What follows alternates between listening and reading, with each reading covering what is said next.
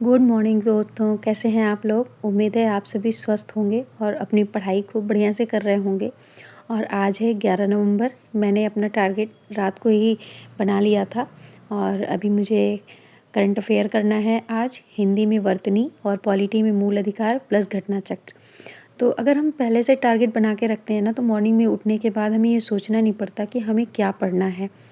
Target wise हम सबको पढ़ाई करनी चाहिए। टारगेट के हिसाब से अगर हम पढ़ाई करते हैं ना, तो हमें ईज़िली सारी चीज़ों को कंप्लीट करने में भी मदद मिलती है।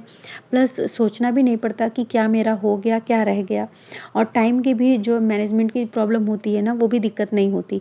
हम पहले चीज़ों को अच्छे से मैनेज कर लेते हैं कि हाँ, हमारे पास कितना टाइम है और कितने सब्जेक्ट हैं हमारे और किस सब्जेक्ट को कितना टाइम देना है।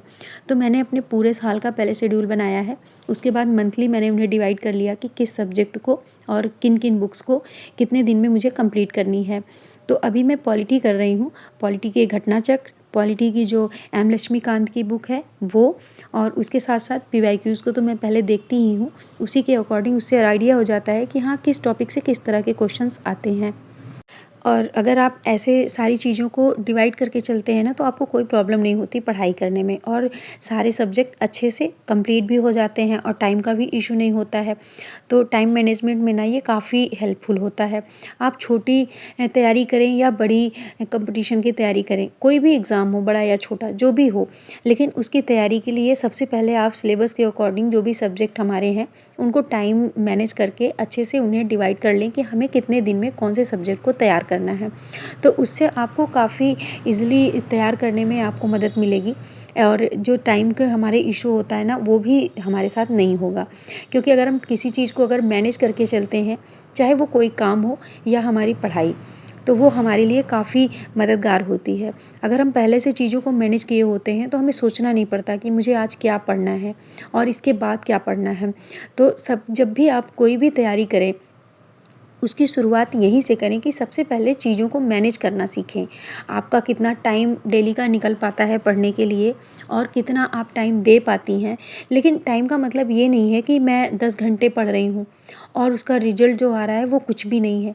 ऐसा भी नहीं होना चाहिए कि 10 घंटे की पढ़ाई करी और 2 घंटे के बराबर भी नहीं है। जो भी हम पढ़ाई करेंगे वो प्रोडक्टिव होगा। अगर हम पढ़ रहे हैं तो वाक़ई में सिर्फ़ पढ़ रहे हैं। ऐसा नहीं कि कभी-कभी होता है कि हम मोबाइल तो हाथ में ले रखते हैं और रील्स देख रहे हैं, स्क्रॉल करते जा रहे हैं, हमारा टाइम जा रहा है, बुक्स हमारे सामने है। तो ऐसा नहीं होना चाहिए। जब भी हम पढ़ने बैठें तो मोबाइल को एक साइड में रख दें या उस पे आप टाइम भी सेट कर सकते हैं।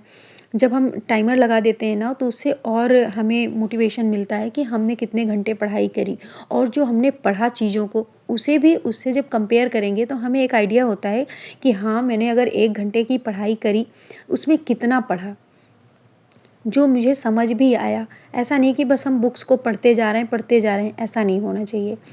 सही वे में पढ़ाई करना सबसे ज़्यादा इम्पॉर्टेंट है।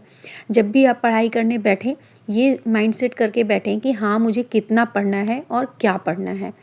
तब आप टाइम को अपने साथ में देखते जाएँ कि हाँ, हम अगर 5 बजे पढ़ना स्टार्ट कर रहे हैं, तो मुझे कितना पढ़ना है और कैसे पढ़ना है। ये भी नहीं है कि हम सिर्फ़ ऐसे ही लाइन वाइज़ पढ़ते जा रहे हैं, समझ कुछ नहीं आ रहा है। आप अच्छे से पढ़ें, समझ के साथ पढ़ें। चीज़ों को आप जब अच्छे से पढ़ेंगे ना, अगर आपको समझ नहीं आ रहा ना, तो उसे विजुअलाइज़ करके पढ़ें। वो ज़्यादा अच्छे से आपकी मेमोरी में जो है बैठ जाता है। आपको याद करने में भी आसानी होती है। आप किसी चीज़ को ऐसे रटने के बजाय चीज़ों को समझ के पढ़ेंगे ना, तो वो आपके लिए ज़्यादा बेनिफिशियल होगा। वैसे तो टारगेट वाइज़ पढ़ाई करना, चाहे वो गर्ल्स हों या बॉयज़, सबके लिए बेनिफिशियल होता है। लेकिन हम लेडीज़ों को जैसे कि कम टाइम मिल पाता है, तो उनके लिए ये सबसे ज़्यादा रामबाण का काम करता है।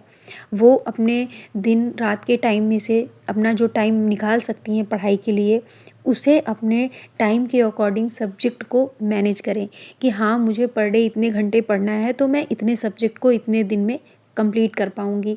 और फ्लेक्सिबल भी होना चाहिए। ऐसा नहीं है कि आज मुझे ये एक चैप्टर कंप्लीट करना है तो बस करना है, ऐसा नहीं होना चाहिए। आराम-आराम से करिए चीज़ों को, कोई प्रॉब्लम नहीं है। हम कहीं नहीं जा रहे हैं, अगर हम टाइम को मैनेज करके चल रहे हैं तो सारी चीज़ें ईज़िली हो जाती हैं। और अगर आप टाइम को मैनेज करके चलते हैं तो आपको पता भी नहीं चलता कि कब आपका सिलेबस कंप्लीट हो गया। और मैंने मॉर्निंग में पढ़ाई करी, उसके बाद नाश्ता वगैरह बनाया और अभी स्कूल आ गई हूँ, बच्चों को पढ़ा रही हूँ और घर पहुँचने में वापस मुझे 4 बज जाते हैं। फिर मैं वापस 8 बजे से अपनी पढ़ाई स्टार्ट करती हूँ।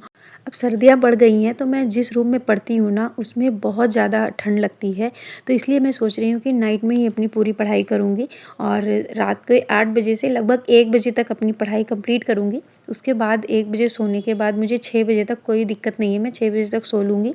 उसके बाद उठ के स्कूल जाना होता है तो घर के काम निपटाए और 9 बजे का स्कूल होता है तो कोई प्रॉब्लम नहीं होती।